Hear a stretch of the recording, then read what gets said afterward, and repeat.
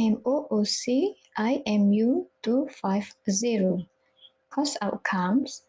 At the end of the course, students should be able: first, explain the source of Islamic law and Malaysian law.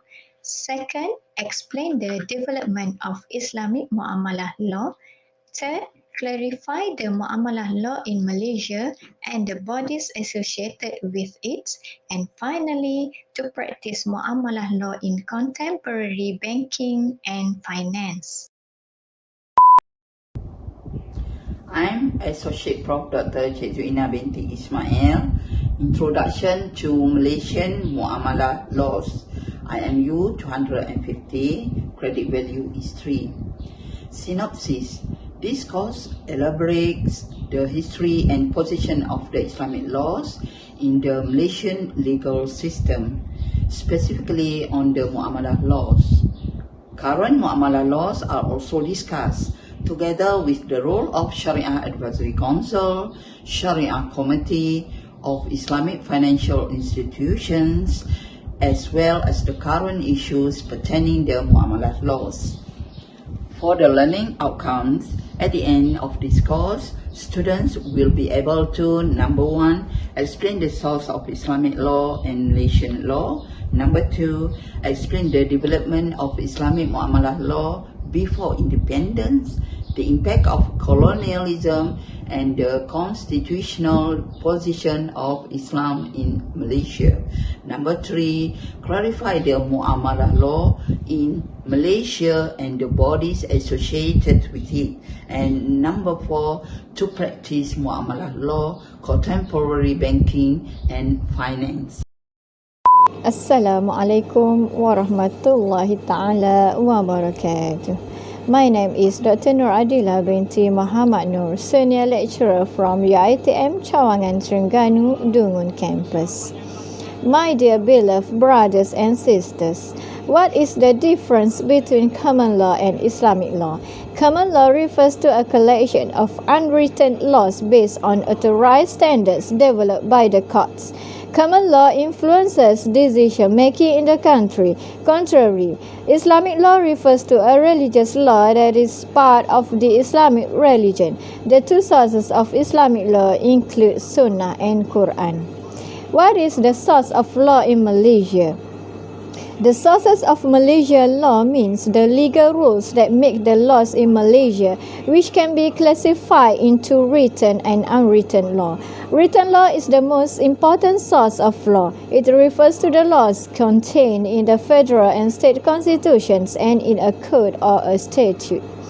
In Malaysian legal system, the most important source of law is the written law, which comprises of the federal constitution, state constitution, legislation and subsidiary legislation. Actually, we have 13 states with a written constitution, which is the federal constitution. In another word, written law refers to the law stated in the Federal Constitution, which is the supreme law of Malaysia, and it enshrines the basic of fundamental rights of the individual.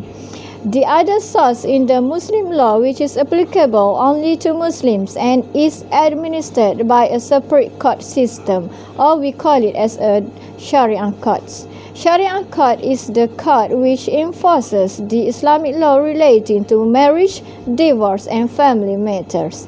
It is based on Quran and Hadith, Fatwa and Ijma' ulama. The federal constitution provides that the states have the power to administer Muslim law.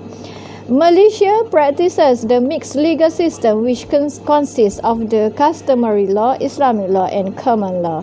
To understand more about the sources of Malaysian legal system, it will be elaborated further in the topic Chapter 1, Introduction to Law, Chapter 2, Sources of Islamic Law, and Chapter 3, Sources of Malaysian Law.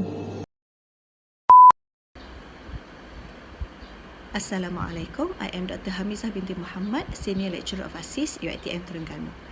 Early period in topic 4 followed by the effects of colonization in topic 5 will show to us that studying the corpus of legal literature is not just a study of legal texts, which is considered a treasure of old Malay heritage, but also as a testimony and book report to study the extent of the community's thoughts generate the text.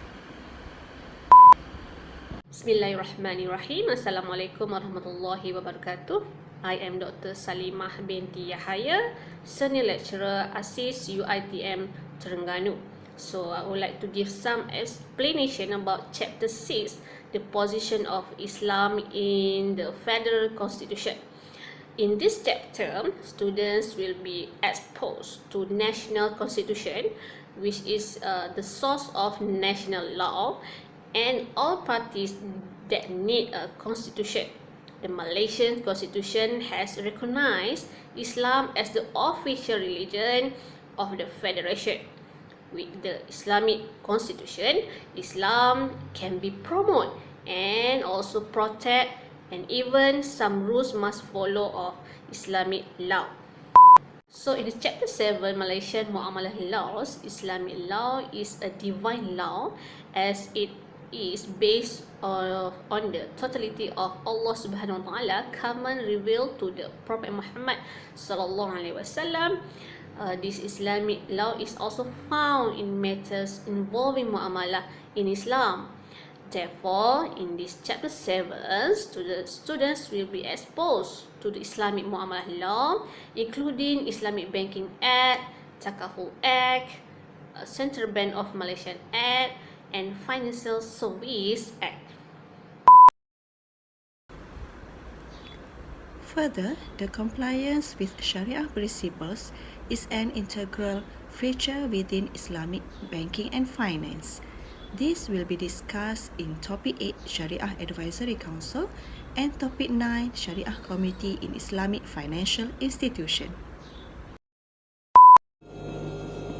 Halal industry in Malaysia has been prevalent in the manufacturing sectors and has earned the government's concern in supporting its development. The halal industry sector has been considered as one of the leading contributors to Malaysian economic development in the future.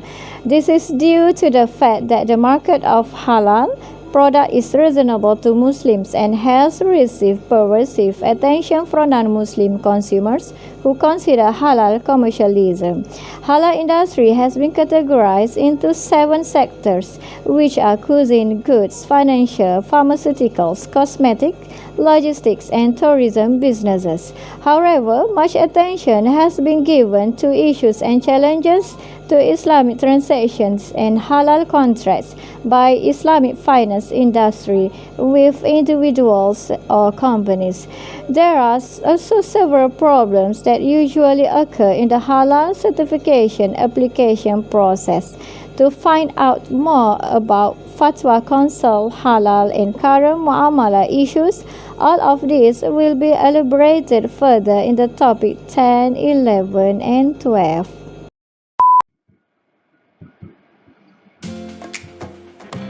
That's all from us. Hope you will enjoy with MOOC IMU250. See you again. Assalamualaikum warahmatullahi ta'ala wabarakatuh.